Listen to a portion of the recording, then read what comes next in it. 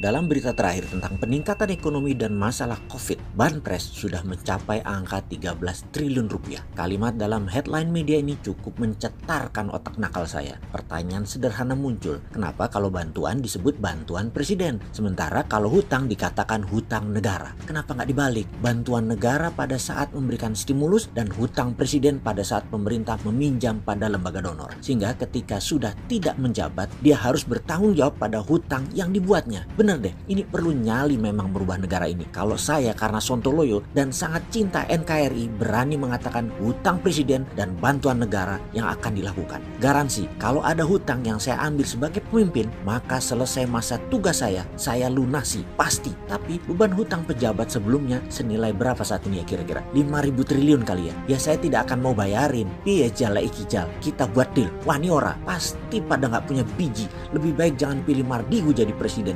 Biar mantan pejabat semua. Tapi tenang, nggak akan orang sontoloyo begini dipilih. Saat ini ada buzzer, bukan hanya nyelip di komen, tapi sudah ditarget, dibuat landing page, dibuat channel YouTube, dibuat blog khusus untuk menyerang Bosman. Keren. Ini si sontoloyo mulai diperhitungkan saat ini. Mungkin si Bosman ini adalah sedikit manusia yang dibenci buzzer, tapi dicintai. Kenapa dicintai? Karena anggaran influencer dan buzzer naik drastis khusus untuk menyerang Bosman. Bayangkan kalau sekarang per tahun berapa tuh? 100 miliar ya, lalu naik 150 miliar misalnya. Wih, sontoloyo untuk membungkamnya negara mengeluarkan budget loh. Keren, itu baru namanya kompetisi. Semakin banyak buzzer, itu penting. Artinya kita ditakuti. Singa tua luka ternyata ditakuti. Lumayan buat orang yang mencintai negara dengan cara lain tapi dibilang salah. Lumayan tahu betapa hausnya pejabat sekarang akan berkuasa. Jadi tahu arti demokrasi di Indonesia. Ternyata hanya di bibir.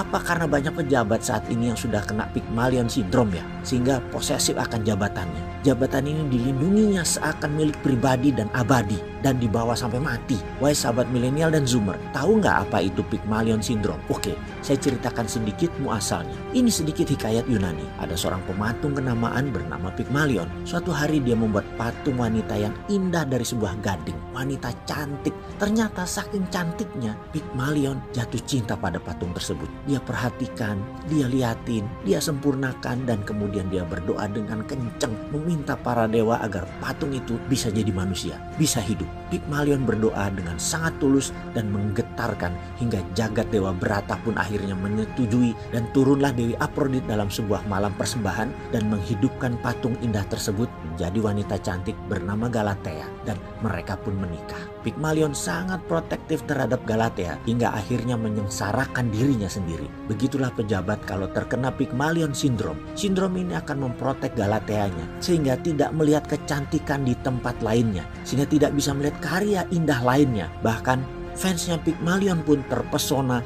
dengan Galatea tadi, juga ikut memuja makhluk jadi-jadian tadi. Semoga ini hanya dongeng sontoloyo, namun cukuplah untuk jadi bahan menaikkan anggaran buzzer daripada nanti para penggemar sadar bahwa Galatea itu semu diposesifin Pygmalion yang ingin hidup selamanya dengan cinta terpasung.